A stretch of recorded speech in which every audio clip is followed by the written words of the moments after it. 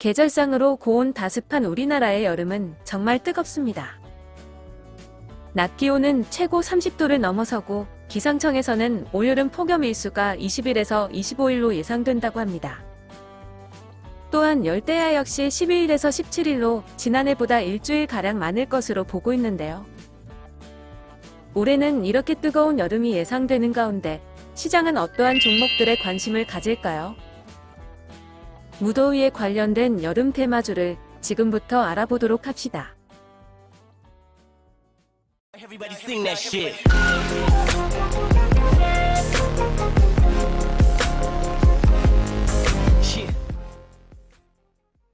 여름이 다가오면 증권시장에서는 어떤 사업을 영위하는 종목들이 주목을 받을까요?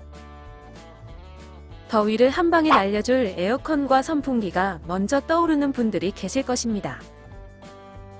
또는 맛있는 치킨에 시원한 맥주가 생각나는 분들도 있으시겠죠? 야외 활동을 좋아하시는 분이라면 캠핑도 생각나시는 분들도 계실 것 같습니다. 캠핑은 여름 테마라고 딱 잘라 말하기는 사실상 어렵습니다. 계절에 상관없이 언제 어느 때나 떠날 수 있는 것이 바로 캠핑이기 때문이죠. 하지만 주로 캠핑은 여름 휴가에 맞춰 수요가 늘며 더욱이 현재 코로나로 인하여 실내가 아닌 야외에서 즐길 수 있는 캠핑 관련 종목들에 관심이 기울여지고 있습니다. 캠핑뿐만 아니라 여름마다 태풍이나 장마가 오기 때문에 태풍과 장마에 관련된 종목들 또한 여름 테마주로 볼 수 있습니다. 그렇다면 이러한 여름 테마주에는 어떤 종목들이 있을까요? 여름 테마주에 속해 있는 종목들을 카테고리별로 나열해 보도록 하겠습니다.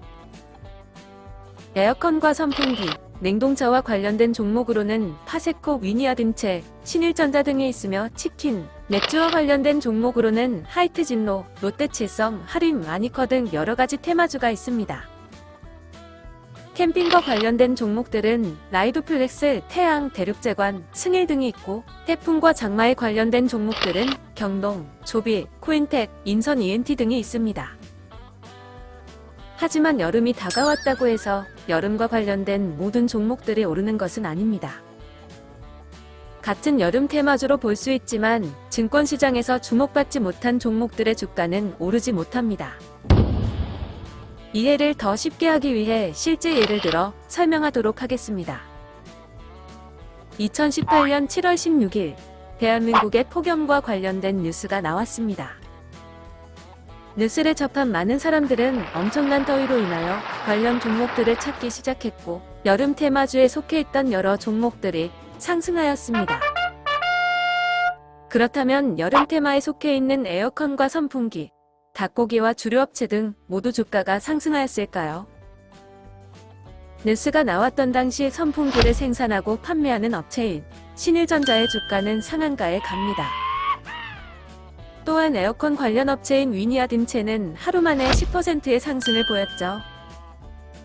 이뿐만이 아니라 파세코 또한 18% 이상의 급등을 보이며 큰 폭의 주가 상승을 보여주었습니다.